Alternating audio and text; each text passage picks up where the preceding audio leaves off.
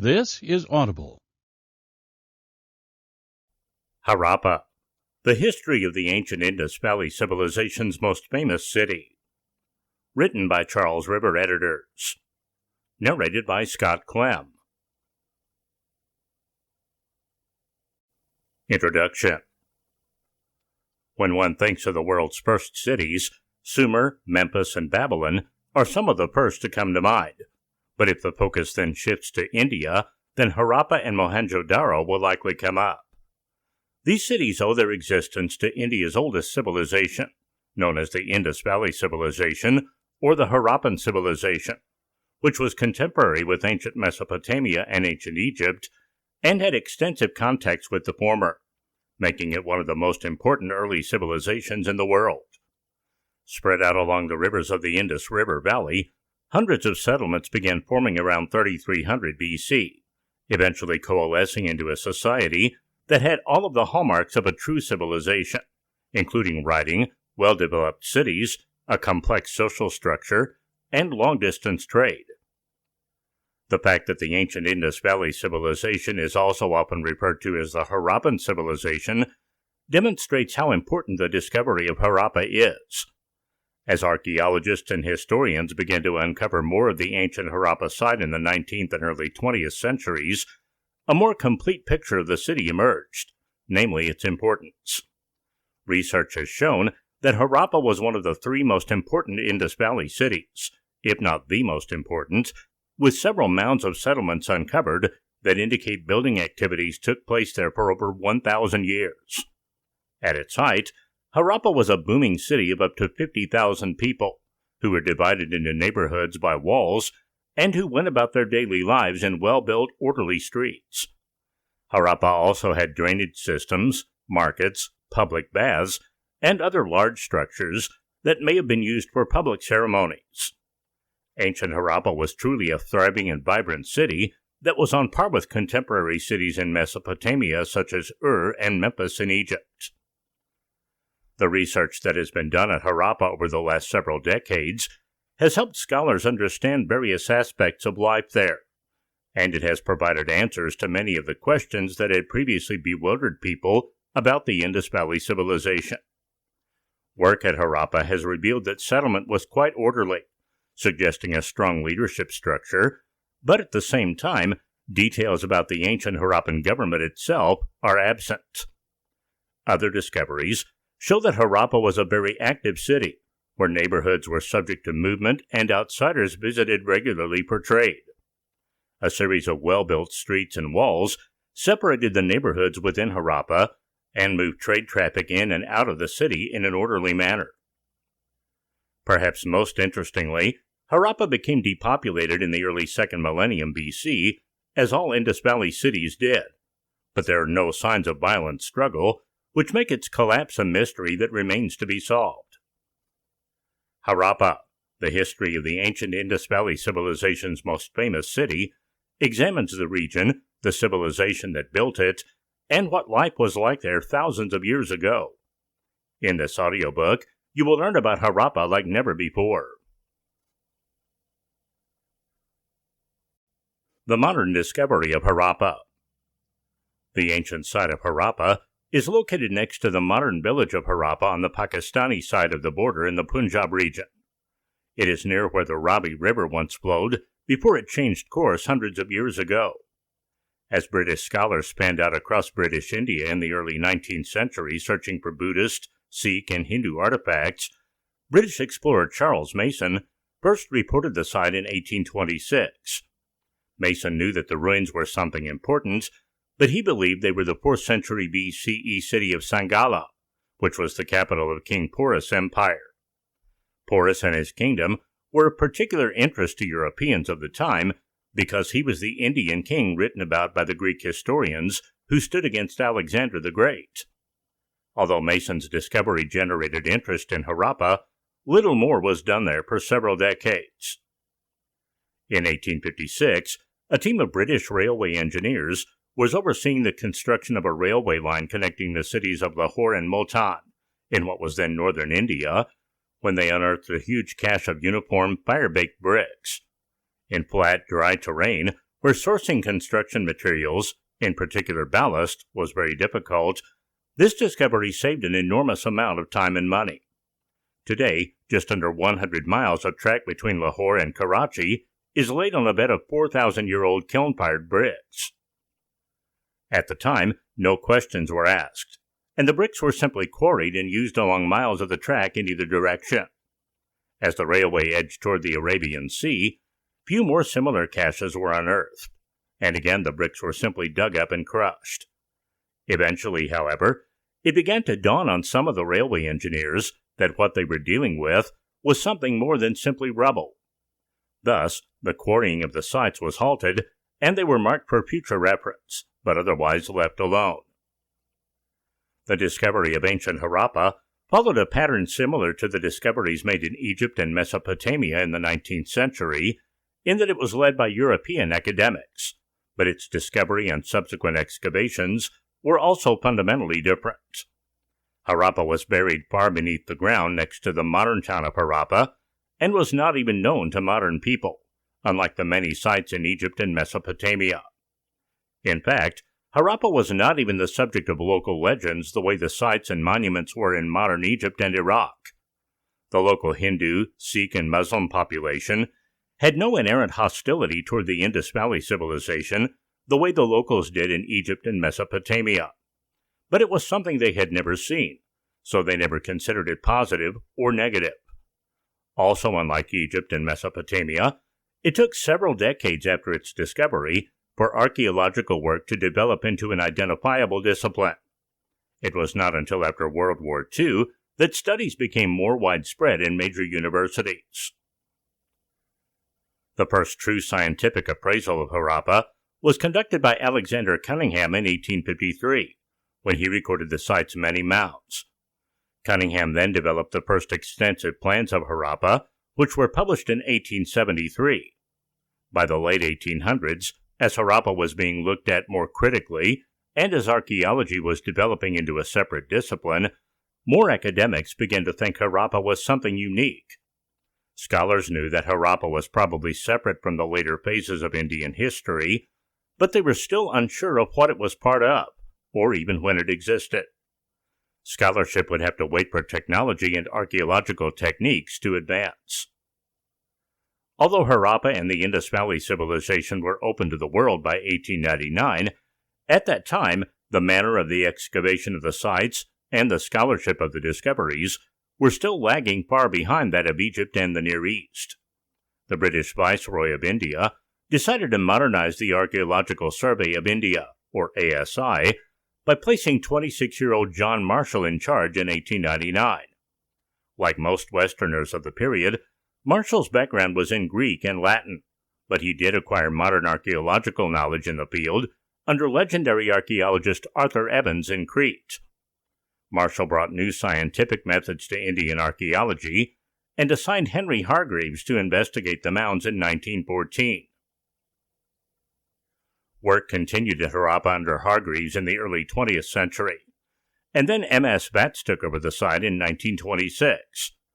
Vats had already successfully worked at Mohenjo-daro for quite some time, so he took what he learned at that site with him to Harappa. He would work at Harappa until the mid-1930s, and then was succeeded by a number of capable archaeologists, including K.N. Sastry and Mortimer Wheeler. After a career focusing on the archaeology of Roman Britain, Wheeler became the head of the ASI in 1944. He immediately brought teams back to Harappa and began excavating Mound AB. In the decades after Wheeler's work at Harappa, teams from the University of California, Berkeley, have led many of the excavation seasons. The totality of all the excavations have taken place over more than 36 seasons, and revealed a city that was quite large and important. Houses, walls, baths, larger buildings, and cemeteries have all been discovered in the approximately 100 years of excavations at Harappa. In terms of mass, Harappa encompassed 250 to 500 acres and had a minimum population of 20,000 people. The settlement formed slowly over a long period of time, but once it became a legitimate town, it grew quickly. The Indus Valley Civilization. Initially, architects assumed that they were dealing with sites related to the Maurya Empire, a significant empire in ancient India that thrived between 322 and 185 BCE. But soon enough, it became clear that this was something much older. The archaeological discoveries around the Indus Valley Civilization revealed a Bronze Age civilization dating back to at least 3300 BCE. It had endured for perhaps 2,000 years until about 1300 BCE. Evidence of pre-Indus Valley Civilization settlements dating back to 7000 BCE have been unearthed in Baluchistan in western Pakistan. At its peak, the known parameters of the Indus Valley Civilization covered the Indian states of Gujarat, Haryana, Punjab, Rajasthan, and Jammu and Kashmir, and the Pakistani provinces of Sindh, Punjab, and Baluchistan, overlapping into parts of Afghanistan. The Indus Valley Civilization covered an area of about 467,183 square miles. The two major sites of Mohenjo-daro and Harappa are located in modern Pakistan, and this appears to have been the administrative center of the Indus Valley Civilization. That said, archaeologists quickly found that Mohenjo-daro is an enigmatic settlement defying the typically simple definitions of what a city was in antiquity. It has revealed little evidence of palaces, contains few definite religious buildings, and appears to have never been involved in any external or internal military conflict. The inhabitants' writing has not been deciphered, and little is known about their religious and post-mortuary beliefs. Nonetheless, the city's importance is epitomized by its monumental buildings and walls, enormous man-made platforms, innovative architectural techniques, and evidence that they engaged in trade over vast distances, with high-quality artifacts sent from the Indus Valley as far as Mesopotamia and even Africa. Of particular note was the ingenious drainage system, one of the earliest means by which sewage was drained out of the city. No other urban site of similar size had a hydraulic network as complex and effective as that of Mohenjo-daro, and it would only be surpassed thousands of years later by the network of aqueducts in Rome during the 3rd century CE. For centuries, this city was believed to have sprung into existence suddenly and without precedent, with a highly standardized system of urban development, art, and architecture that is emulated in contemporary settlements across the Indus River Valley in a phenomenon known as the Pan-Indus system. Although this view has changed over the last few decades, there exists no definitive hypothesis as to how they grew such a complex urban society so quickly. Fittingly, the city has an equally intriguing and mysterious narrative that explains its decline and eventual disappearance, a tale that gives the site its name, the Hill of the Dead. 3 phases have been identified: the early Harappan phase, from 3300 to 2600 BCE, the mature Harappan phase, from 2600 to 1900 BCE, and the late Harappan phase, from 1900 to 1300 BCE. According to some estimates, the population living under the Indus Valley Civilization could have peaked at as many as 5 million. Archaeologists have also divided the lifespan of the city of Harappa into 5 more periods within each of the 3 primary periods. The early Harappan period is known today by scholars as an era of regionalization, where specific pottery and ceramic style developed locally and then spread to other settlements. The architectural styles, such as the baths, drainage systems, and roads, were also established during the early Harappan period, although on a much smaller scale. These innovations were then improved upon and expanded in the mature Harappan phase. Unlike ancient Egypt, where its 3 major kingdoms were separated by periods of great decline, or even ancient Mesopotamia, where dynasties were often violently usurped or conquered, the phases of the Indus Valley Civilization are not separated by any great turmoil. In fact, the Indus Valley Civilization demonstrates a remarkable amount of continuity from its earliest periods until its eventual decline. Some cities were more adversely affected during the transitions between periods, while others, such as Harappa, show very little change. The mature Harappan phase was generally marked by a period of great growth in the Indus Valley cities. Most of the cities grew in overall population, but also in complexity in terms of building and layout. The mature Harappan phase was also marked by an increase in influence of the Indus Valley cities, as illustrated by documented connections with Mesopotamian kingdoms. The mature Harappan Indus Valley was contemporary with the Akkadian and Amorite dynasties in Mesopotamia and the Middle Kingdom in Egypt, although there is only evidence that the Harappans had direct contact with Mesopotamia. Texts from the reign of Sargon of Akkad and Gudea of Lagash describe how these Mesopotamian kings received ships from Meluhha bearing copper, stone, and gold dust. The Lagash text offers specific details about the materials that were imported from the Indus Valley. Many other precious materials were carried to the NC, the builder of the Ninnu Temple, from the copper mountains of Kimash. After the soil had been prospected for copper ore, its copper was mined in clusters. Gold was delivered from its mine, literally mountain, as dust for the NC, who wanted to build a house for his king. For Gudea they mined silver from its mine, literally mountain, delivered red stone from Meluhha in great amounts. Another section of the text describes how stones from the Indus Valley were used to construct another temple at Lagash. When he, Gudea, was building the temple of Ningirsu, his beloved king, opened up for him all the trade routes from the upper to the lower sea. He imported, literally brought out, Asi wood from the mountains of Meluhha, and built. He imported Nir stone and made it into a mace with 3 lion heads. From the Hahub mountains, he imported gold in dust form, and mounted it with the mace with the 3 lion heads. From the mountains of Meluhha, he imported gold in dust form and made, out of it, a container for the mace. The text indicates that Lagash had extensive contact with at least one of the major Indus Valley cities, although unfortunately it cannot be said for sure if it was Harappa. Archaeological evidence recovered from the Near East corroborates the text from Lagash and proves that the trade networks between Mesopotamia and the Indus Valley were quite extensive. The network of trade that linked Mesopotamia and the Indus Valley also included the region of Turan, northern Persia, which was located on a plain between Mesopotamia and Meluhha. Although overland routes connected the regions, increased trade traffic during the mature Harappan phase was facilitated by new maritime technology. Overland trade routes would have connected Meluhha to Turan and Turan to Mesopotamia, but Meluhha and Mesopotamia would have been more easily connected directly via sea routes through the Indian Ocean and Persian Gulf.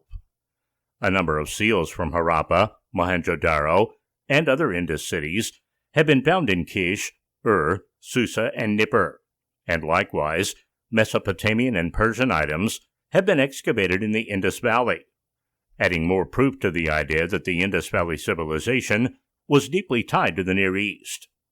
Harappa's specific role in this ancient trade and possible geopolitical system will be considered more later, but for now, it is important to understand just how extensive this system was. Evidence from Mesopotamia shows that the contacts were so extensive between the civilizations that there were even Harappan translators living in Akkad. The Indus Valley Civilization was much different than its counterparts in Egypt and Mesopotamia, though, because those civilizations were written about extensively by later peoples, and their monuments remain to be viewed. After the Greeks and Romans had conquered those two civilizations, the monuments were still visible and a source of inspiration for numerous historians and writers. Even long after the Romans were gone and Islam became the dominant cultural force in Egypt and Mesopotamia, the monuments were still there, although some of the more zealous leaders of the new religion were resentful of the pre-Islamic civilizations. Still, those cultures were written about by Islamic scholars, even if only as monuments of ignorance, whereas once the Indus Valley Civilization collapsed, its ruins became submerged under the rural landscape of South Asia. Generations of peasants tilled over the cities and monuments and used their bricks to construct their own buildings. Once new cultures and religions became dominant in India, only a fate-conscious memory of the Indus Valley Civilization remained, with the origins of most of the elements of Indus Valley culture that were passed on having been forgotten. The Indus Valley Civilization was a river society. As with other great river civilizations, such as those in ancient Egypt and Mesopotamia, the wealth of the society lay primarily in agriculture. Key to survival was the ability to harness the seasonal inundation, both for irrigation and transport, but also for an annual deposit of fresh alluvial soils. Trade was also a significant pillar of the Indus Valley economy, and trade networks were extensive, stretching as far afield as Central Asia, Mesopotamia, the Arabian Peninsula, and the Persian Gulf. The Indus Valley Civilization developed one of the earliest known written languages, standardized across its entire geographic scope. The Indus script, also known as the Harappan script, is dated to the mature Harappan period that existed between 3500 and 1900 BCE. Known examples of Indus script take the form of symbols, or hieroglyphics, which are uniformly short in length. In the absence of any bilingual versions, the Indus script remains one of the very few undeciphered forms of ancient writing. As a result, what is known about the Indus Valley Civilization is drawn from extant written texts, as well as archaeology and educated guesses. As with all of the major Harappan sites, the name the ancient Harappans gave to Kalibangan remains a mystery. The name Kalibangan is derived from a nearby settlement, and the city is also sometimes referred to as Kalbangu or Filibangan. What the archaeological evidence does reveal is that the various civic establishments and municipalities that make up the urban structure of the Indus Valley were highly organized and regulated. Most displayed common, standardized, and recognizable features.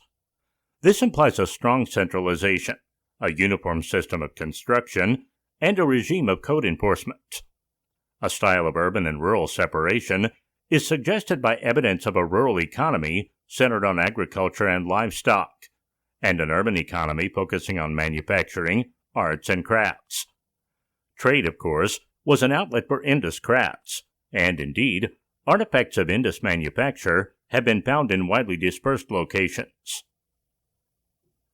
Urban life appears to have been extremely sophisticated for the period, with evidence of indoor plumbing, systems of human waste removal, and bathing facilities, which historians frequently remark were superior in many cases to those found in modern Indian homes.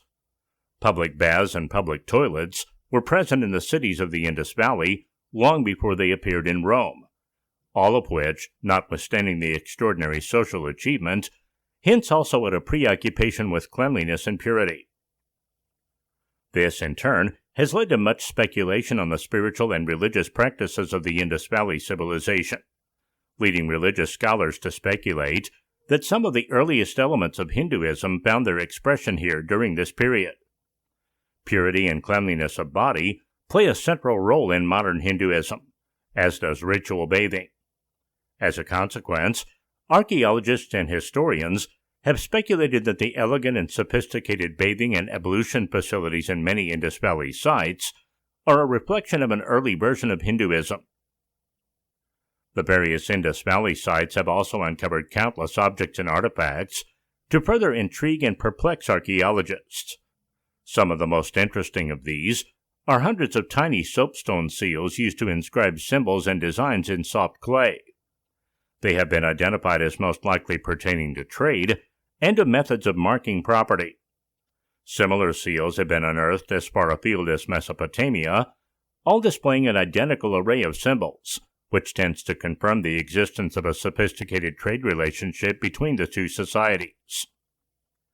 While the use of the seals is easy to infer, and trade is the most reasonable inference, the significance of the various symbols is much less clear. The vast majority of the seals portray male animals with prominent horns and well-defined flanks. Some are recognizable, while others are clearly mythic. In general, it appears that any male artistic portrayal takes the form of an animal, while the representation of the female form is almost always literal, but exaggerated. Comparisons have been drawn between these and the ancient Venus representations originating from Europe, which implies an interest in reproduction, potency, and fertility. The most common image represented on the seals is a unicorn bull, which, along with highly sexualized portrayals of women, all tend to support this. There can be no doubt, therefore, that sexuality and fertility were central to the culture and religion. Another striking feature of the urban society, often remarked upon by historians, was the highly sophisticated urban design and architecture. This, as mentioned already, included public baths and toilets, but also many other features of an advanced urban society, replicated only much later in other notable urban societies.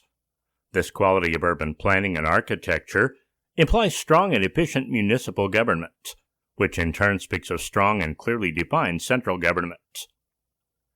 Granaries, harbors, and docks, sophisticated river transit, and communications with the coast, alongside flood control and levees, are all features of some of the sites, indicating a highly developed and sophisticated civilization. What is not evident, however, is monumental construction, which was the case in Egypt, and there certainly appears to be no evidence of palaces or temples. All of this leads to the question of how the Indus Valley Civilization was organized, administered, and ruled. Nothing in the archaeological record offers any definitive answer, other than perhaps the fact that strong centralized authority certainly did exist. This can be determined from the uniformity of civic structure, with details as diverse as civic planning and the size of standard construction bricks. There are intriguing clues, however, such as the apparent uniformity of wealth distribution, which historians have speculated suggests an egalitarian society without hereditary and absolute leadership. This is most evident in death and burial. There is an indication of established burial practice that feature numerous ordinary interments, but no lavish or ostentatious sites or memorials to great kings and priests. This does not prove, or even suggest, that the society was without powerful rulers, for it is quite possible that noble burial rites were different, with cremation as a possibility. Still, the lack of visible memorials to powerful men and great rulers is certainly unusual for the ancient world. There is also no specific reference to war, from which one might surmise that the society was peaceful, or perhaps simply that it was politically united and thus not at war with itself. It is also true that without powerful outside forces to interfere with the development of the civilization or challenge it, there was no one to fight and no one to defend against. All of this paints a picture of a highly accomplished society, and certainly one ahead of its time in many respects. It was a society concerned with reproduction and fertility. The objects of religious veneration were probably certain male animals associated with virility, most notably the bull. Female powers of reproduction are also frequently represented. Evidence of meditation and of purification rites again hint at an early version of Hinduism, and a preoccupation with the balance of life and nature, and of reproduction and renewal. The longevity of the Indus Valley Society, and evidence of its continuity, suggest a degree of entrenched conservatism, and an environment of apparent wealth and plenty. The Indus Valley Civilization covered a huge region, but its trade practices meant that coastal communities and ports were particularly important. The Gujarat region of India is defined almost entirely by the Saurashtra region, or the Kathiawar Peninsula. It is bordered to the north by Pakistan and the state of Rajasthan, to the east by Madhya Pradesh, and in the south by Maharashtra. During the existence of the Indus Valley Civilization, the region of Gujarat formed the southernmost provinces, and today Gujarat is home to 13 listed Indus Valley sites. Some are quite obscure, but perhaps the most famous are Lothal, Dholabira, and Goladoro. Of these, Lothal is perhaps the most interesting, simply because it was the principal seaport of the entire Indus Valley Civilization. Its ruins are located about 20 miles southwest of modern Ahmedabad, at the northern end of the Gulf of Khambat. The site was first discovered in 1954 after the partition of India, in a series of excavations undertaken by the Archaeological Survey of India. To the north of Lothal, at the tip of the Gulf of Kutch, lies another significant port, Surkotata. Somewhat smaller than Lothal, Surkotata is notable for the discovery of horse remains, the only instance of such remains being found. Surkotata was established as a settlement in the later phase of the Indus Valley Civilization, and it was populated for about 4 centuries without any major breaks or abandonment. Another important site is Dholavira, located on an isolated island, Kadir Bet, on the salt plains of Rann of Kutch, close to the current border with Pakistan.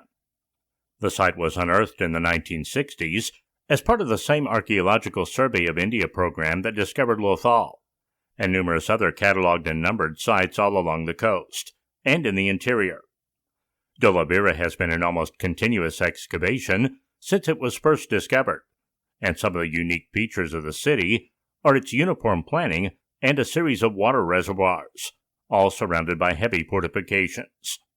These, in combination with the location of the settlement on an island in what is now a salt pan, suggest the need for defense. Dholavira was obviously extremely dry because a total of 16 reservoirs lie in and around the settlement. They offer more evidence of civic planning, but also proof of the high level of engineering expertise necessary to manage water supplies in such a sophisticated way. As mentioned earlier, the usual hall of seals, graves, and inscriptions all indicate that the Gujarati sites of the Indus Valley Civilization were centers of trade, agriculture, and craft. As such, they were probably wealthier and more sophisticated than the settlements in the interior, simply because of their proximity to the coast and the advantages of trade and interaction with other cultures. What this says about Gujarat as a region, even during its earliest history, was that it was the main center for trade and commerce, which remains the character of the region to the present day. The Indus Valley Civilization began to slip into decline around 1800 BCE, and as with so much else about this civilization, the reasons for this are unclear. In the 20th century, the most persuasive theory speculates that the Indus Valley was overrun by light-skinned Aryan races originating from Central and Western Asia, who eventually deposed the darker-skinned Indus dwellers. More recent scholarship, however, suggests that the Aryan invasion was something less than an invasion and more of a gradual assimilation. By the time the Aryans began arriving in the region in significant numbers around 1600 BCE, the Indus Valley Civilization was already in decline. Other theories, perhaps more plausible, suggest climate change and alterations in the course of the Indus River. Whatever the case, by 1600 BCE, settlements were being abandoned, and the population was tending to migrate east in the direction of the Ganges Valley. If the Aryans arrived as a migration rather than an invasion, they coexisted for a time, without necessarily integrating with the darker-skinned original inhabitants.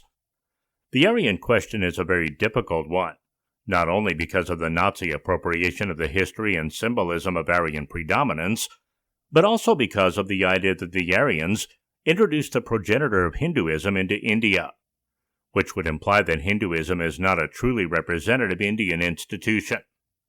That would never be an easy fact for Hindu nationalists to accept, and indeed, many will not accept it. By 1300 BCE, the Indus Valley Civilization had largely disappeared, although elements of its urban culture remained to be absorbed into a new social order. That said, when the cities were depopulated, sometime in the early to mid-second millennium BCE, they were not reoccupied, so time and the environment took their toll, along with the increasing population on the Indian subcontinent. The growing population needed more land for cultivation and housing, which meant that eventually any sign of the Harappan civilization was lost. However, in the early 19th century, while India was under British rule, a new class of scholars spanned out across the land to study the ancient sites. These early British scholars, who were influenced by the Enlightenment and were like other archaeologists studying the ruins of Egypt and Mesopotamia at that time, had a great respect for pre-modern India, especially its Hindu and Buddhist past.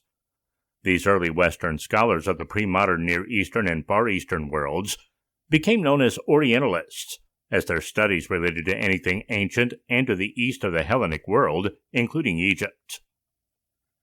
Within the first couple of decades of the 19th century, several sub-disciplines within the Orientalist field began to develop. Egyptologists were those who studied ancient Egypt, Assyriologists covered most of ancient Mesopotamia and Persia to some extent, and Indology referred to the study of ancient Indian culture and languages. Max Muller, 1823 to 1900, a German, was a pioneer in the field of Indology, translating many formerly obscure Sanskrit texts.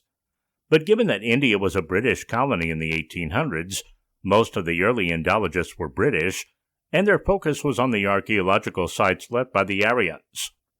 Later, in terms of physical culture, language, and religion, the interest revolved primarily around Sanskrit and the early Vedic, Hindu, and Buddhist religions.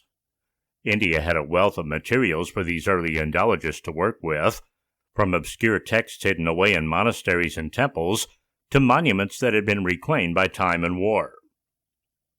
As these British scholars were searching for overlooked Buddhist sites in the Indus River Valley, they discovered the ruins of Harappa and then Mohenjo-daro in 1924. The earliest surveys of those sites gave way to excavations in the region and the eventual realization that an entirely new civilization had been discovered that predated any other culture in India. In fact, by the middle of the 20th century, scholars had determined that the Harappan Civilization, as it came to be known after the first city to be discovered, was contemporary with the first civilizations of Egypt and Mesopotamia. Unlike ancient Egypt and ancient Mesopotamia, where the end of the dynasties brought drastic declines in central authority, culture, and the standard of living, this was not the case for the Harappan civilization. It was once believed that the early and mature Harappan cultures were distinct, but in recent decades, Indus scholars have recognized the continuity of traditions that carried over from the two periods. The major difference, though, was that the culture of the mature Harappan was more extensive and complex, and the cities were larger and more developed. There is more evidence of writing, monumental architecture, science, art, long-distance trade, and an early global system.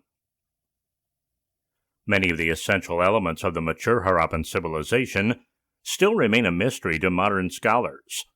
One of the most enduring questions is whether the Harappan culture was ever a unified empire, which would have been in the mature Harappan period, if at all, or if it was instead a collection of city-states similar to different periods in Mesopotamian history and the Maya in Mesoamerica.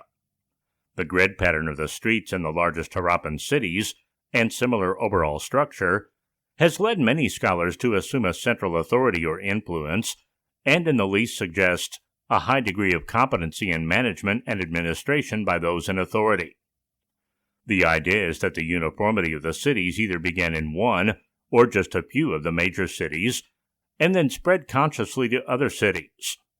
The other theory is that the major cities of Mohenjo-daro and Harappa may not have consciously spread the grid pattern of street building to other cities, but that the other cities were so connected with the larger cities through trade that they deliberately adopted the style.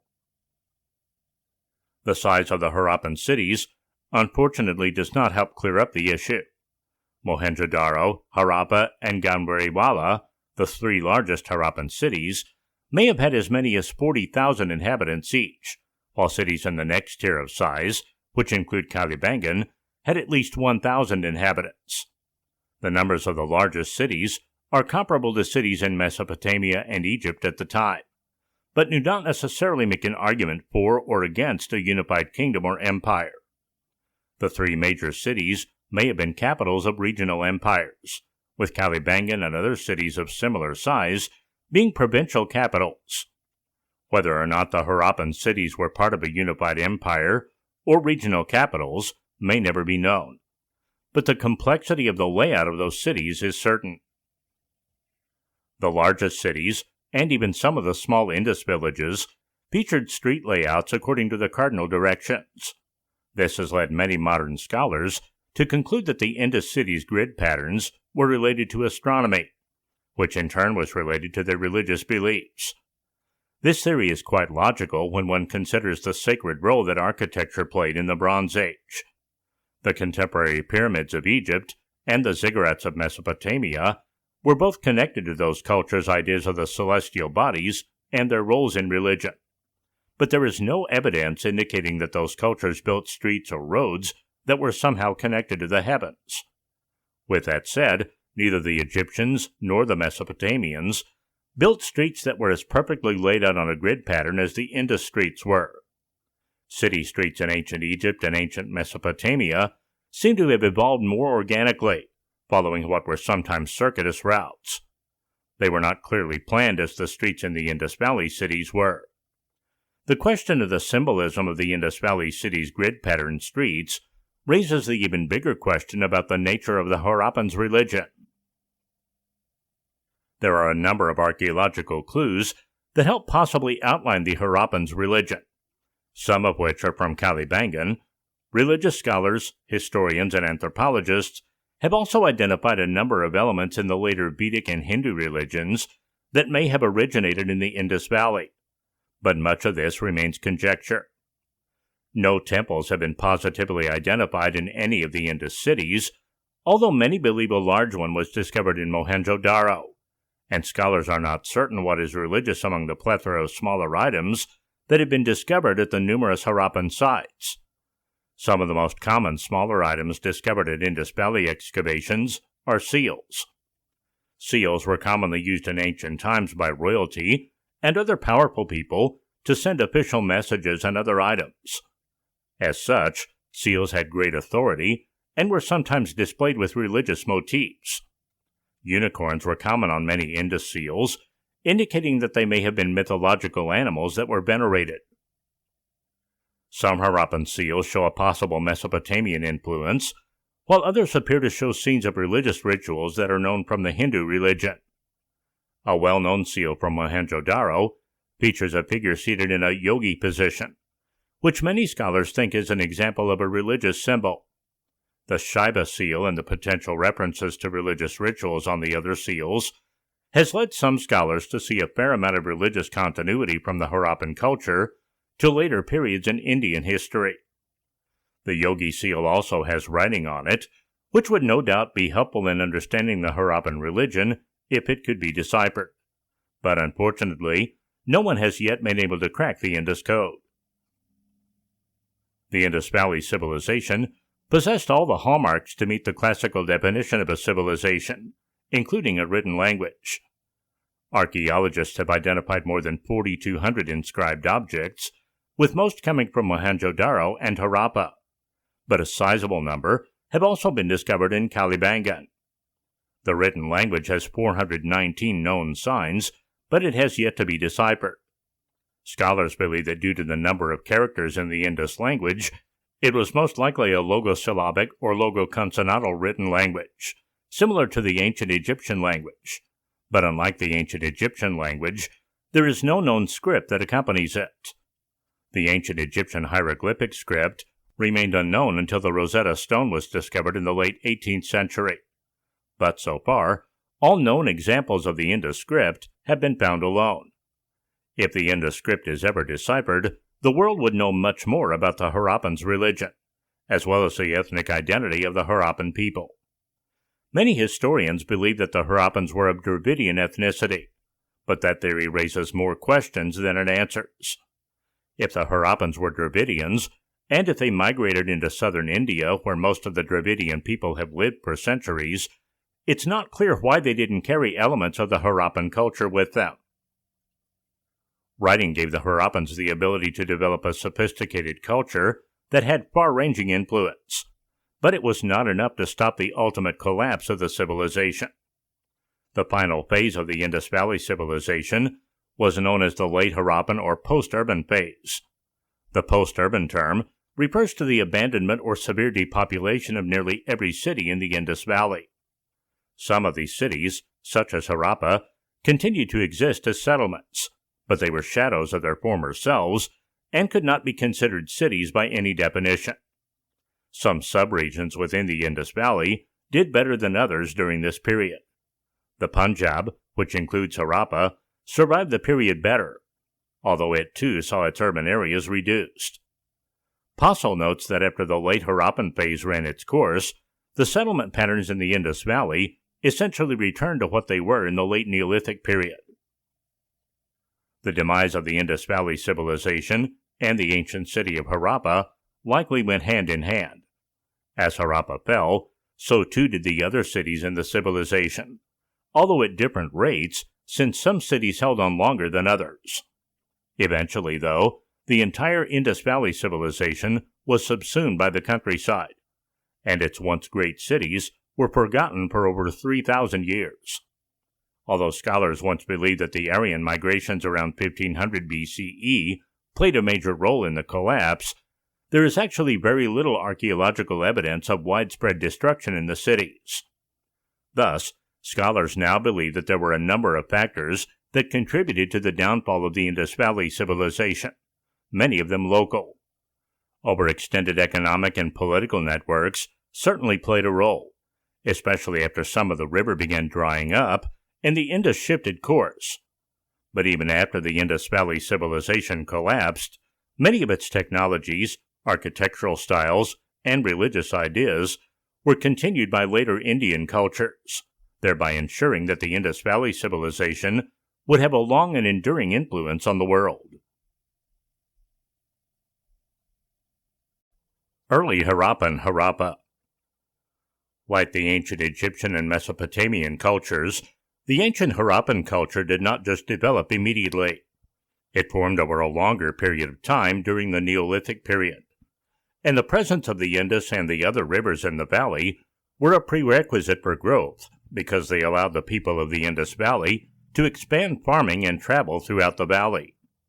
By the early 4th millennium BCE, the people of the Indus Valley began to coalesce around particular locations, and the early signs of the Harappan civilization began to form.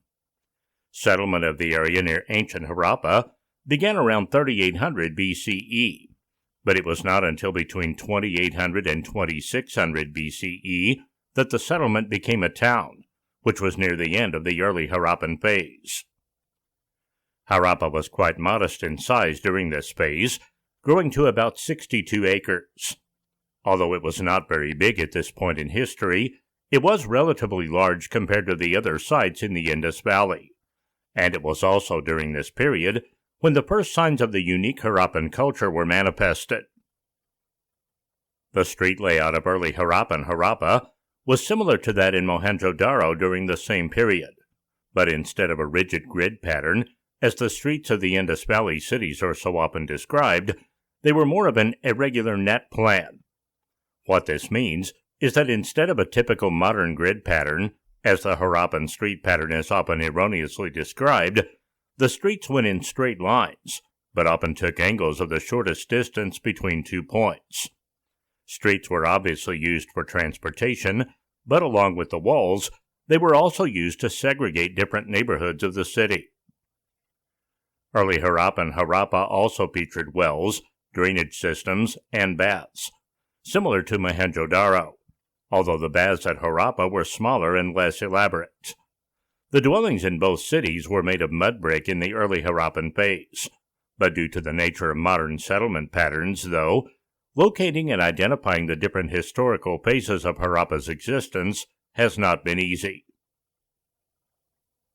Much of the area around ancient Harappa is used for agricultural purposes today, so archaeologists have been forced to dig in limited areas and have only uncovered a fraction of the ancient city.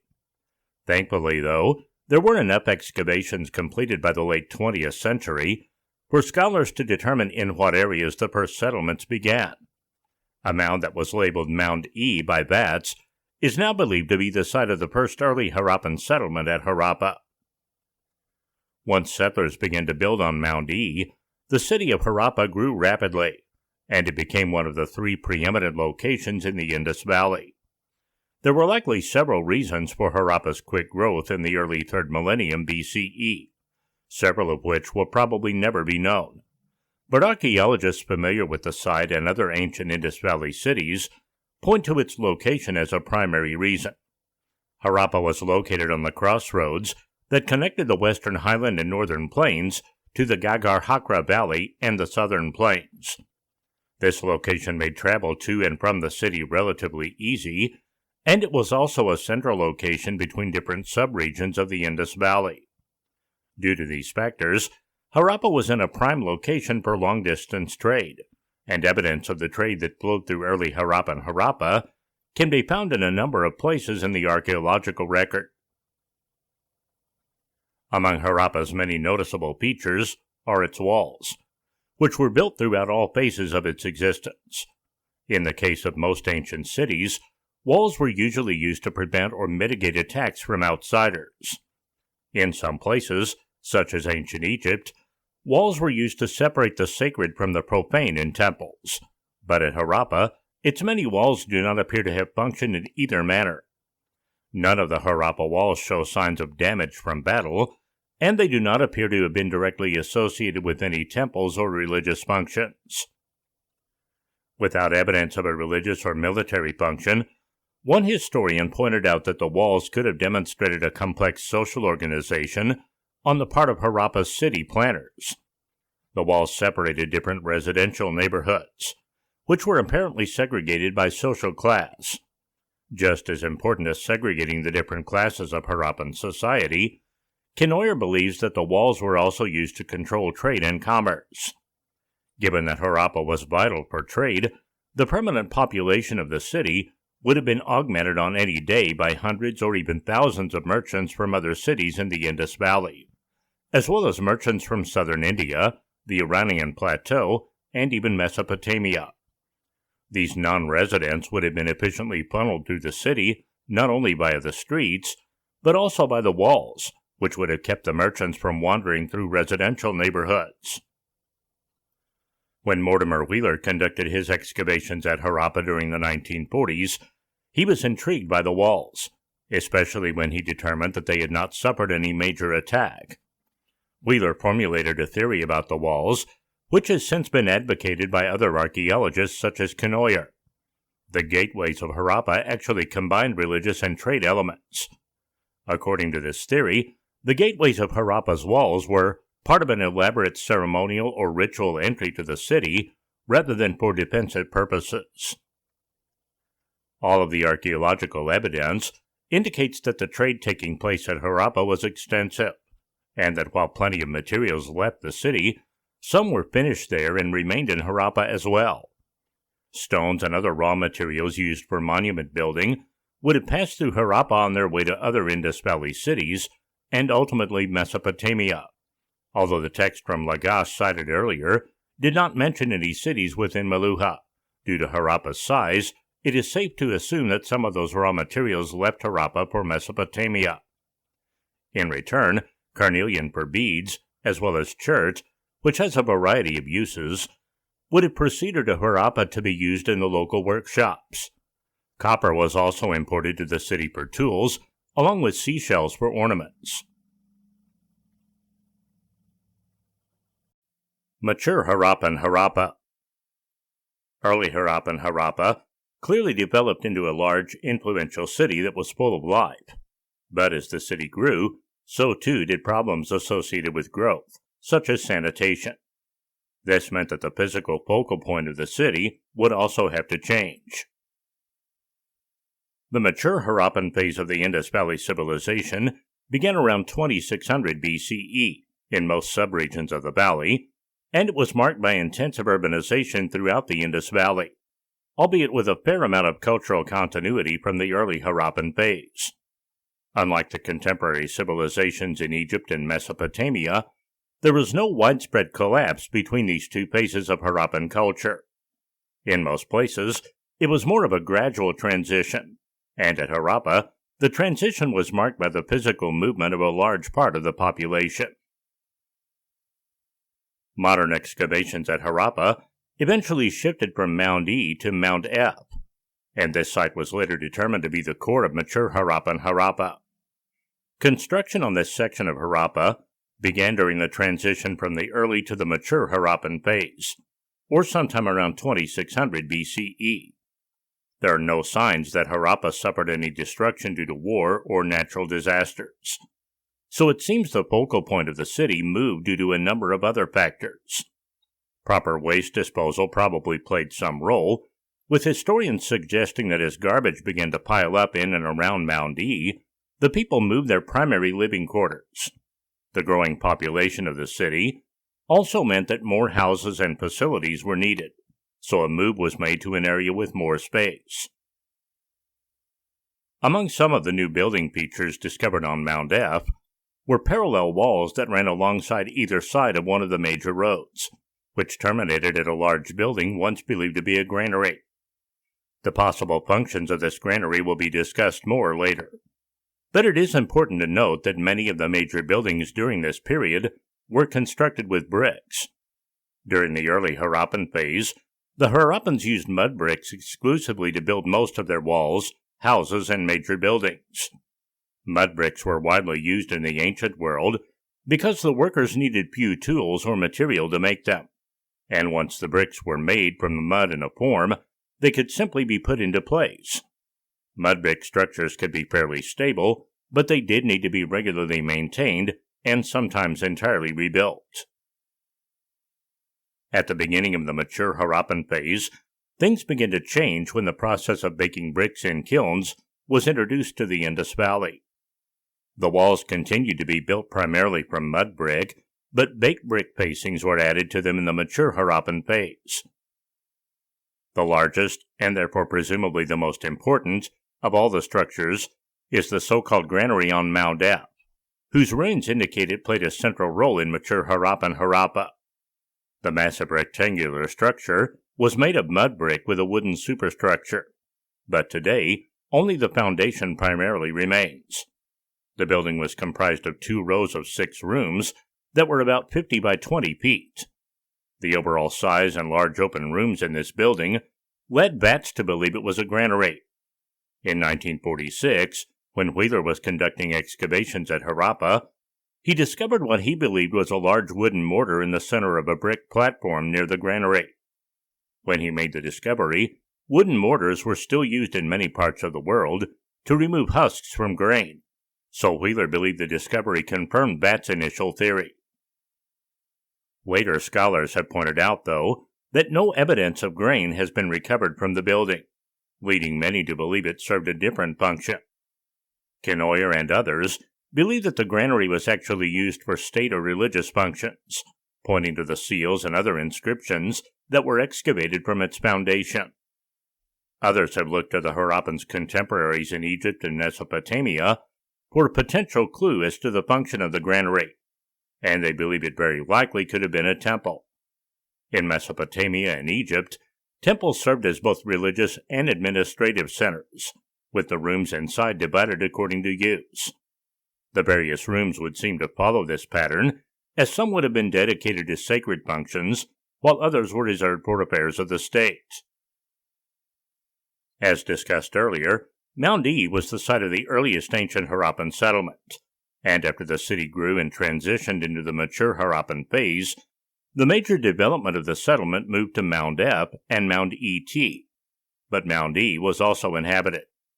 Both mounds are at the southern end of the ancient Harappa settlement and are delineated by a modern road. The mature Harappan level of excavation on Mounds E and ET has revealed that the trade activity that began in the early Harappan phase had grown even more and had become the major industry of the city, driving its growth. The remains of an outer wall at the mature Harappan level were discovered just south of both mounds. As with the walls discovered in other parts of Harappa, this wall apparently functioned to move traffic and to keep neighborhoods segregated instead of for any defensive purposes. The mud brick wall was fairly wide at 30 to 35 feet thick in some parts, which would have been imposing even if it had been intended for defensive purposes. The southern wall had a large gateway that probably opened into the city's main market area, which demonstrates the importance of trade to the people of Harappa. The walls and the gate would have funneled all outsiders to where they needed to go, while keeping them from disturbing the permanent residents of the city. The streets of mature Harappan Harappa were wide and oriented to the cardinal directions in the same pattern that was mentioned earlier. Running along the streets were a series of drains that would have carried rain and waste, and the drain pipes, which were made of baked brick, were connected to each other in a pattern that mirrored those of the streets. The well-known Harappan bathing platforms were connected to the drains, as were many of the private homes, which actually had latrines. Some of the bigger homes were equipped with sump pots that connected to drains that in turn emptied into the city's main drainage system. The drains that connected the private homes to the system were open, while the larger ones they connected to in the central city were closed and buried under the main streets. A sequence of 4 drains exited the city outside of the main gateway for Mound E and Mound ET onto the outlying plain. Some pits were located in regular intervals along the main sewage drains, which had to be cleaned out on a regular basis. Despite the mess that would have been apparent from the city's drainage system just south of the wall, excavations have uncovered houses and bathing platforms from the mature Harappan phase. Kenoyer believed that this area served as temporary housing for the out-of-town merchant caravans, which would make sense in some ways. After all, this would mean the outsiders, not the local Harappans, had to deal with the stench from the drainage system runoff. It would stand to reason that since Harappa was so active in trade, and that many merchants from other cities and even other lands outside of the Indus Valley would have visited the city, the temporary guests would have been given the least desirable real estate. That said, the existence of bathing platforms suggests that a significant portion of the out-of-town merchants were from other Indus Valley cities that shared similar cultural and religious beliefs with the people of Harappa. If the baths were of significance for rituals or religious purposes, and if they were not used exclusively for hygienic purposes, then they would have only been important to other Indus Valley merchants.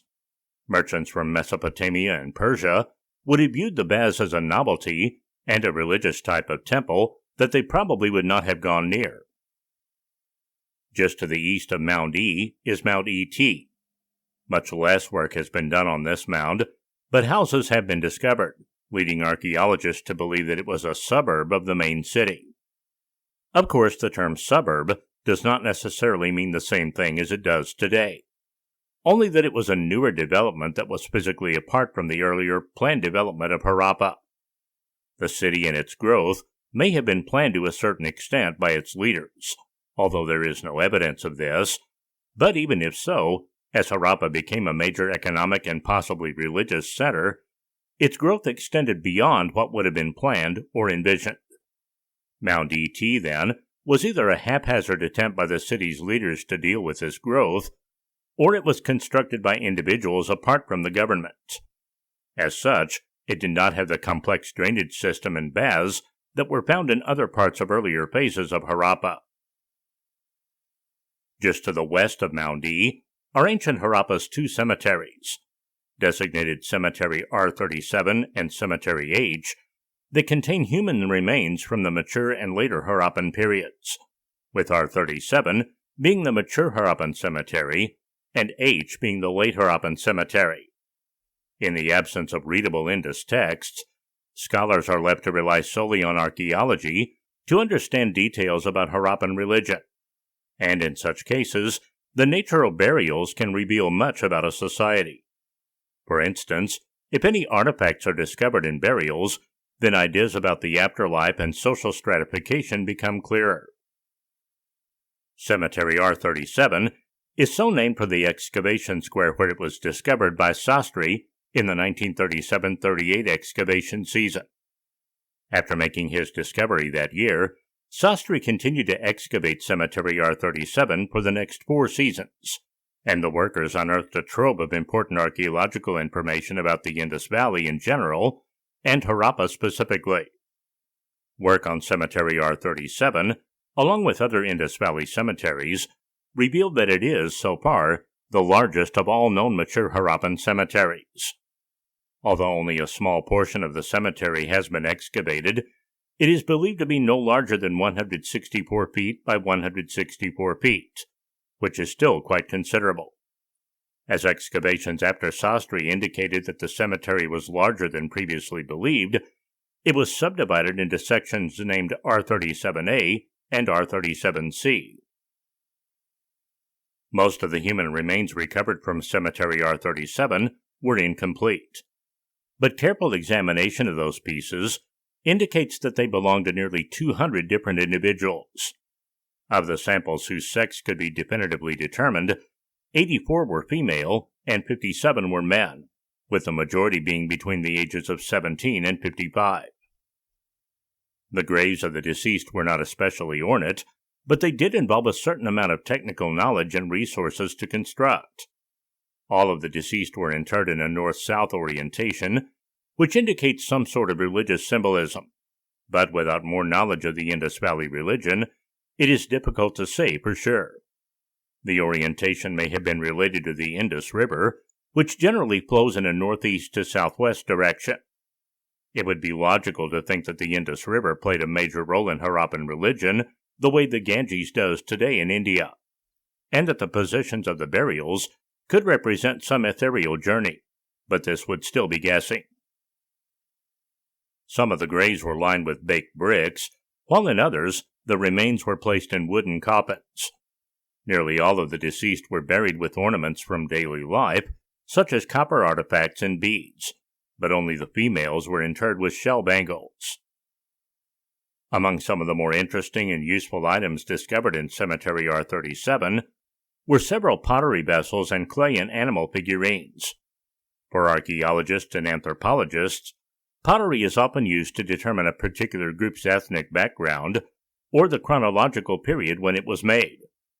Much of the pottery recovered from Harappa was in shards, as would be expected of vessels more than 4,000 years old, but most of the complete vessels found at Harappa were recovered from Cemetery R37. A number of small clay figurines were also found in Cemetery R37, although most were not directly in the burial pits. The figurines were animal and human, and were discovered in a thick layer of ancient debris on top of the cemetery, which, combined with the fact that none were found directly in graves, does not suggest they were used for rituals or religious purposes. The ancient debris discovered on the upper layers of Cemetery R37 is itself an interesting archaeological find. As advanced as Harappa's drainage system was, its solid waste sanitation system was quite rudimentary and partially the reason for physical shifts in the population within the city over the history of its lifespan. The population of the city, elite and non-elite, simply piled their solid waste on the edge of the city, and when the waste got to be too much of a problem, the population would shift to another location. For much of Harappa's history, the primary city dumps were located next to both cemeteries, which can potentially tell researchers much about the city and its people. In all likelihood, the dumps were located there due to a combination of being convenient, yet far enough from the housing. It is interesting, though, that the city's primary dumps would be located so close to the cemeteries, which perhaps indicates that the ancient Harappans' ideas of death and the afterlife were not as developed as in other ancient cultures, or that earthly and mundane considerations played a lesser role in one's successful entry into the afterlife. Harappa's culture. Harappa and Mohenjo-daro are believed to have been the two largest Indus Valley cities, and in most ways, they are the best preserved. The baths and drainage systems paint a picture of a society that was as advanced as that of their contemporaries in Mesopotamia and Egypt, and the cemeteries show that they had somewhat developed ideas about the afterlife. The pottery and figurines discovered in Cemetery R37 demonstrate that there was a craft industry at Harappa, but there is no evidence of any monumental statuary. No statues of kings or deities on the level of those of Egypt, or even Mesopotamia for that matter, have been found in the Indus Valley. The well-known priest-king statue from Mohenjo-daro is the best-known example of Indus statuary, but it is fragmentary and broken, and its identity as a king is not accepted by all scholars. Although there is an apparent absence of royal statuary, Harappa is where some of the best examples of Indus statuary have been found. Just south of the granary on Mount F, Betts discovered one of the more interesting examples of Indus statuary during the 1928-29 excavation season. The statue is a red jasper nude male statue, but only the torso is intact. Due to the stratum that the statue was excavated from, that's dated at between 2200 and 1900 BCE, or the end of the mature Harappan phase. The statue is about 3.5 inches tall, so it may have measured about 6 inches when complete. Another interesting small statue Bats discovered was about the same size as the jasper male, but was made of gray stone. This piece was also discovered near the granary, so it is also thought to have come from the mature Harappan phase, although that is not confirmed. Scholars believe that the statue was of a dancing girl, similar to others discovered at Mohenjo-daro. The lack of any large number of colossal statuary, or statuary associated with monuments, raises questions about the nature of Indus Valley society in general, and at Harappa in particular. If there were absolute monarchs at Harappa, or any of the other Indus Valley cities, then one would expect to find at least a few examples of statues of those rulers, as have been discovered in abundance in Egypt and Mesopotamia. The absence of such statues certainly does give some credence to the idea of a stateless society in Harappa. Since the Harappans did have access to stone and other materials for building colossal statuary, and since their contemporaries in Egypt and Mesopotamia built colossal statues of their rulers, historians don't understand why this society would not have done so, and thus question whether they had a similar structure of government. This is not to say that Harappan society was necessarily democratic, but that it possibly functioned under a system where there was less emphasis on an absolute ruler. That said, none of this alone is enough to make any definitive judgments on the nature of Harappan government. As noted earlier, writing can be traced to the earliest phase of Harappan culture, and the earliest known symbols that were later used in writing were discovered at Harappa. These symbols represent what was probably the oldest Indus script, or a forerunner to it, and are dated from 2800 to 2600 BCE. Overall, nearly 1,000 seals with writing have been discovered at Harappa, and nearly 70% of those were found on Mound F. Besides having what appears to be a short sentence or a word or two, these seals were often inscribed with the image of an animal or mythical figure. The most common figure on the Harappan seals is a unicorn, and unicorn figurines were also discovered in different locations at Harappa. Since the unicorn is a mythical creature, one logical assumption is that seals with unicorns, and possibly all or most seals, have a religious or theological context, although, like many aspects of Harappan society, it is impossible to say for sure. Other creatures and symbols found on seals with writing at Harappa include zebus, humans, and swastikas. One of the more interesting seals discovered at Harappa, and one that may someday tell scholars more about Indus religion, is the so-called Proto-Shiva seal.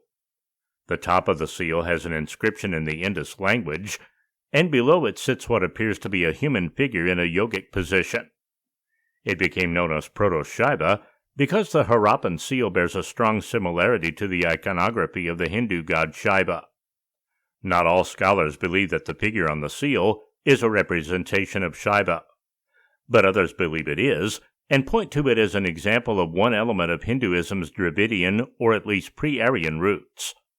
Still other scholars believe that it is actually an argument for the Harappans being Aryans instead of pre-Aryans as is generally believed. The large number of seals and artifacts with writing discovered at Harappa suggests that the city may have been an administrative and or religious center. Based on examples from Egypt and Mesopotamia, the extant written texts at Harappa may also point toward it being a center of learning in the Indus Valley. Given that the ziggurats of Mesopotamia and the temples of Egypt function partially as scribal schools, the same may have been true at Harappa, and it's possible young men learned the craft of writing in one or more of the rooms in the granary. Harappa's growth was steady through the early and mature Harappan phases, and since it did not suffer any widespread collapse between periods, the majority of the growth took place during the mature Harappan phase, as the city grew to as many as 50,000 people. The true growth was in the level of urban sophistication. Excavations of Mound F have revealed that during the early mature Harappan phase, there was a major shift in the production of finished goods, both in the amount and type of production. Before this transition, production of goods primarily took place in private homes, which would obviously limit the type and amount of goods produced. By the mature Harappan phase, production approached a more industrial level, shifting to a larger area dedicated solely to industry. 14 houses were excavated on Mound F that are believed to be a part of a workman's quarter, similar to Deir el-Medina in Egypt and other places in the ancient Near East. Not surprisingly, the growth in industrial production at Harappa coincided with the city's growing international influence. As the civilization expanded, the Indus Valley had extensive trade connections with the kingdoms of Mesopotamia and was known in that region as Meluha. Besides the Akkadian texts that describe the trade, there had been plenty of artifacts recovered from Mesopotamia, Central Asia, and the Persian Gulf region that attest to these contacts, including seals with Indus script from Ur, unicorn seals from Kish, and swastika seals found throughout the Near East. Indus-style stamped seals, which are believed to have originated in Harappa, have also been found as far north as the site of Altyn-Tepe, which is in the modern state of Turkmenistan. In turn, standardized weights, etched carnelian beads, and specific pottery types indicative of the Persian Gulf show that the Harappans imported goods and ideas as well. The architectural discoveries made at Harappa can tell modern scholars much about life in the city. The walls, workshops, and some of the smaller finished products discovered in Harappa and abroad indicate that the city was very vibrant and probably driven by trade. Merchants from Mesopotamia, Central Asia, and Persia would have been in the city at any given time, adding to its population and the mix of languages that no doubt would have been heard within its walls. The far-flung trade and many of the finished products recovered in Harappa also show that it was a wealthy city relative to other cities around the world at the time. The large number of objects with writing on them also demonstrates that at least a certain segment of Harappa was educated and literate. Harappa was also likely either a government or religious center, as evidenced by the so-called granary, where people from throughout the Indus Valley may have come for religious pilgrimages and possibly tax tribute purposes. However, all of this says more about the elite class in Harappa, not necessarily the vast majority of the population. The information does not provide concrete evidence about how Harappans lived on a day-to-day basis, and it doesn't indicate who the Harappans were ethnically or biologically. Thus, researchers continue trying to determine whether they were genetically related to any of their neighbors. The remains of different animal bones have been discovered throughout Harappa, along with some plant remains, which has revealed much about the ancient Harappan diet. Whenever archaeologists discover animal bones at an ancient site, they have to determine if the bones were placed there after a religious ritual or due to food consumption. The context in which the animal bones were discovered at Harappa indicates they were consumed for food, which may or may not say something about the religion of the Indus Valley Civilization. How much the animal remains say about religion at Harappa is difficult to determine, but it is easy to see what people ate at Harappa. Many of the animal bones were discovered on Mound E in the mature Harappan strata, and among the most immediately recognizable were bovine bones. This is somewhat interesting, considering that the Hindu religion forbids the consumption of cattle, as it is a sacred animal, but the Harappans apparently had no such proscription. The remains of the cattle show they were a tall, light species that may have been specially bred at Harappa. Although cattle were certainly consumed at Harappa, sheep and goats were apparently more important. Both types of animals were domesticated in the early Neolithic period at other sites in the Near East, so it is no surprise that their remains were found in abundance at Harappa. Sheep, though, were apparently more popular, with their bones being found at a nearly 4-to-1 ratio to goats. There could be several reasons why sheep were the dominant animal at Harappa, but availability was probably not one of them. Similar to the cattle, the bones of the sheep and goats at Harappa show variation from those of other cities during the same period, which indicates they were selectively bred, although unlike the cattle, Harappan sheep tended to be shorter and thicker. Meadow believed that the evidence suggests that there is a strong likelihood that sheep were the primary focus of domestication and breeding at Harappa, and that they were used for clothing and fat as well as food. Archaeological evidence shows that fish was also an important part of the diet in Harappa, which is not surprising when given that the Indus River and its tributaries played a central role in the life of the civilization. Fish as a food source differs from the mammals discussed before, because those animals were fully domesticated and presumably kept in pens or some other defined space. Fish, though, are never truly domesticated, even when they are kept in fish farms as they are today in some places, so they were harvested in the earlier periods of human history. Although nets are the most efficient way to capture large numbers of fish and are used today in South Asia, due to the nature of the material, none have been found extant at Harappa. A number of fish hooks have been found at Harappa, though, and a scene from a pottery sherd, recovered from Mound AB, depicts men using what appear to be fishing nets. An analysis of fish bone fragments shows that there was quite a variety available to the people of Harappa. During the 1990 excavation season, archaeologists uncovered more than 1,500 fish fragments from 856 identified specimens, almost half of which were catfish. The remains were found at Mound E and Mound AB, which indicates that the diet of the Harappans did not significantly change from the mature Harappan to the late Harappan periods. The larger fish would have been harvested locally or nearby, since meat from larger fish could not be adequately dried with the available techniques and technology at that time. Since Harappa was located some distance from the Indian Ocean, most of the recovered bone samples were of freshwater fish, but there were some marine catfish among the remains. These would have been smaller fish that were dried and salted before being transported up the Indus River to the Harappa region. The existence of marine fish is another example of the thriving market of Harappa. As raw and finished materials left for the coast, dried fish was just one of the many commodities to make its way back to Harappa with either native or foreign merchants. Other archaeological evidence indicates that the Harappans actually had quite balanced diets, and that in addition to the meats they consumed, they ate a number of plant foods. Archaeologists have been able to collect and catalog a number of different plant remains from Harappa, among the largest collection from the Indus Valley.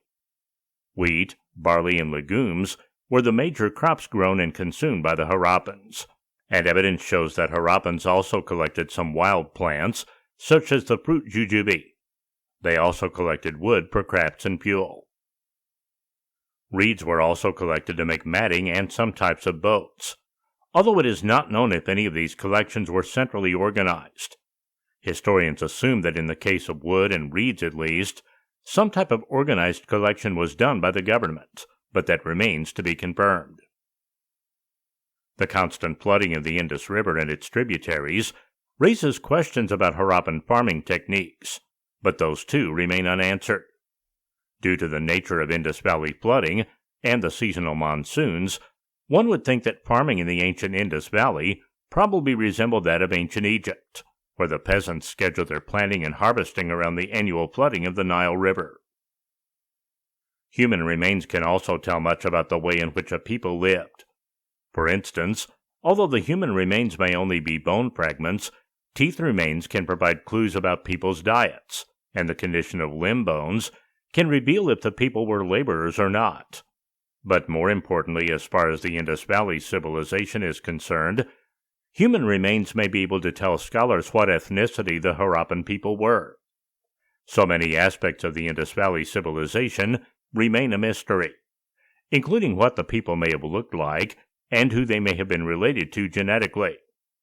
If the language could be deciphered, it could potentially give scholars a solid place to begin in that respect, but even that would not necessarily offer definitive proof.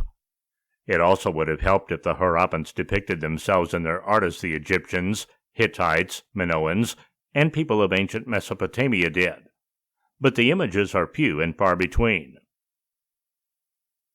Based on the figurines discovered at Harappa and Mohenjo-daro, Jan Perserbis created a drawing showing several different ancient Harappan men and women, of different types.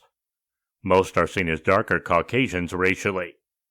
Many scholars believe that the ancient Harappans were Dravidians, similar to the people of southern India today, but that remains unproven. In fact, examinations of human remains from the cemeteries at Harappa may suggest otherwise. In the early 1990s, archaeologists examined the remains of 90 individuals taken from the mature Harappan cemetery at Harappa, Cemetery R37C, and determined that most were young adults or middle age, with very few juveniles located there.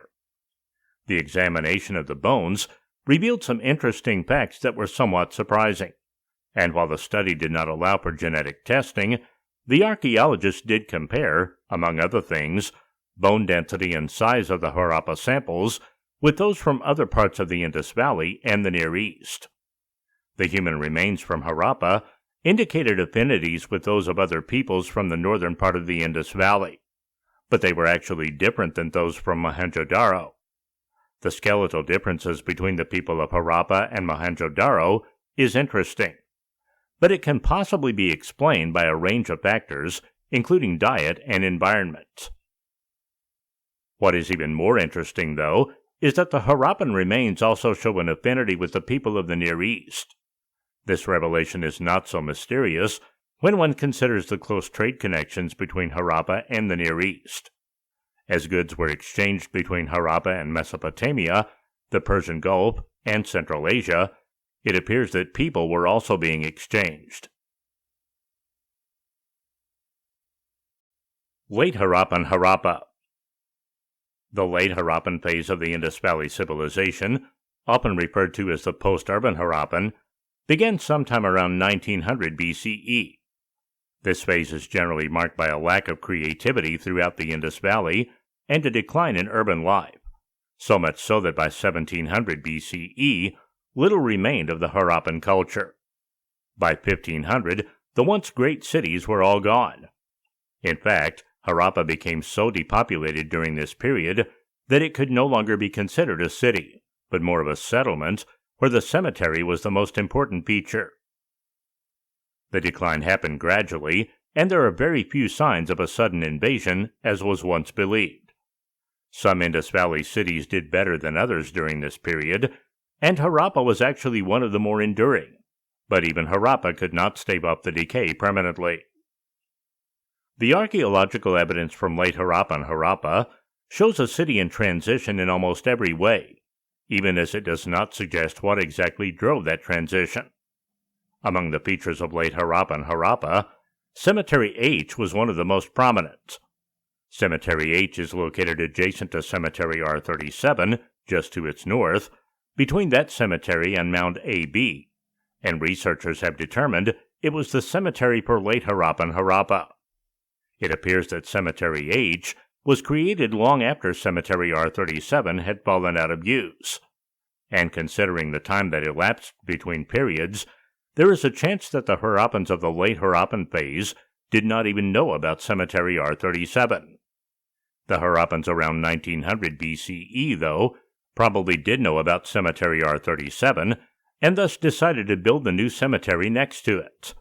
Again, more knowledge of the ancient Indus Valley religion would help scholars determine if the reason for building Cemetery H next to Cemetery R37 was done out of convenience, or if there were religious and spiritual implications.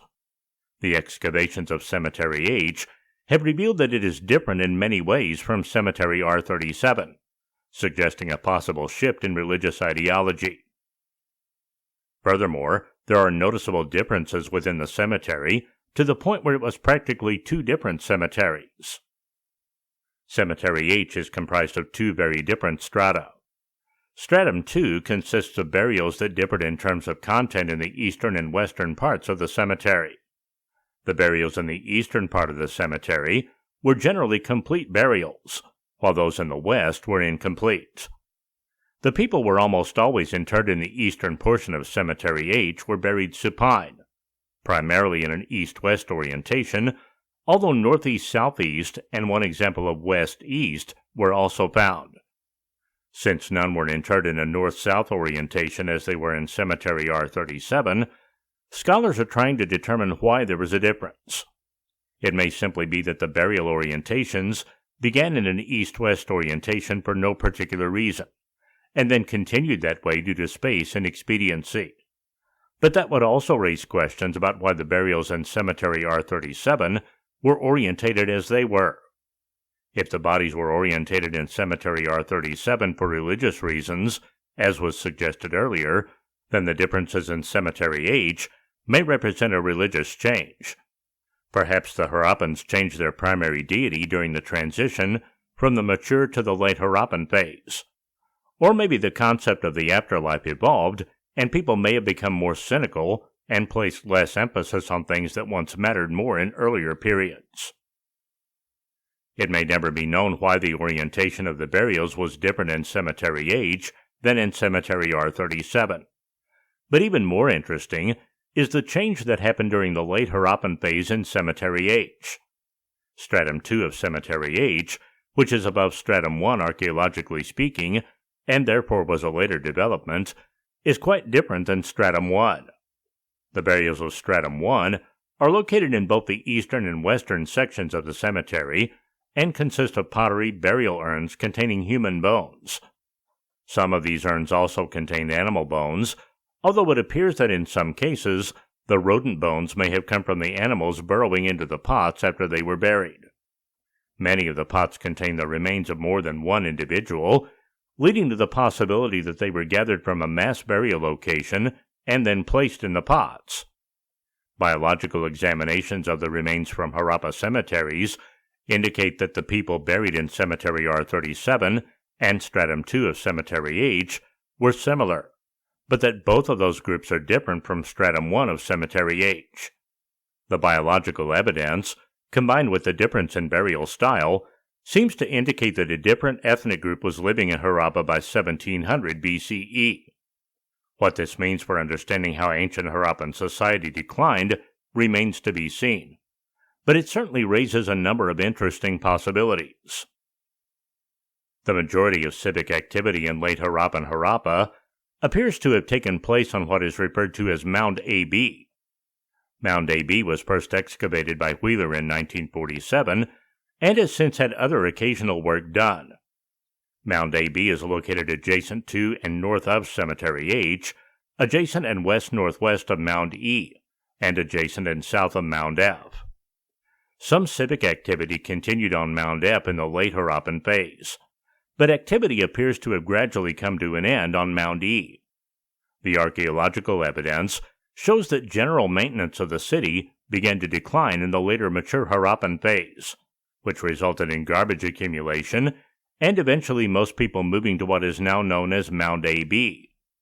By all accounts, it looks like the people continued their culture for some time and lived on Mound AB as they did in the earlier parts of Harappa. A large well has been excavated on Mound AB, as well as a habitation style that was found on Mound F. The Mound F habitation style that was duplicated on Mound AB involved large houses surrounded by smaller ones. Kenoyer believed that this was probably part of a larger workman's quarter. Wheeler discovered the remnants of walls around Mound AB and what he thought was a gateway on the western side. No major structures have been discovered on Mound AB, such as the granary, and determinations of dating some areas of the mound have been confusing due to some building activity there left over the early Harappan phase. The gateway on Mound AB would suggest that, like the similar structure on Mound E, trade was still important at Harappa, at least in the early late Harappan phase. But the excavations do reveal that Harappa, like the Indus Valley Civilization in general, was in a period of full decline in the late Harappan phase. At Harappa, Kenoyer argued that the archaeological evidence indicates the decline was due to changing settlement patterns and nothing nefarious. There are no burn layers, which are usually found in cities destroyed by warfare, nor have there been any significant numbers of weapons discovered at Harappa. Thus, instead of Harappa being destroyed by the invading Aryans, its collapse may be simpler than experts formerly thought.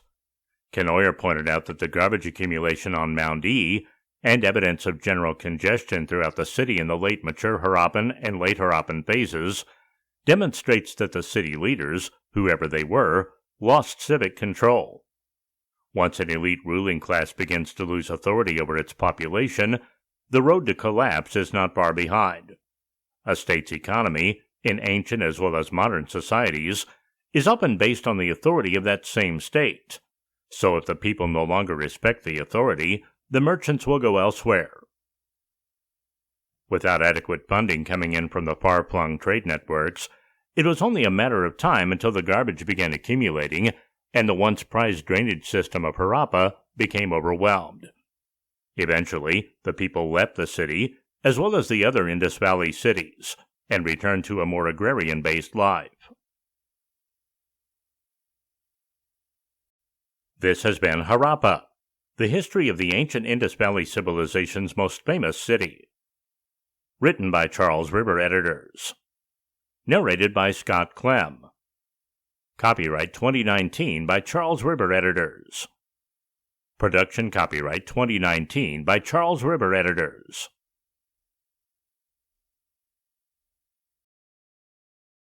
Audible hopes you have enjoyed this program.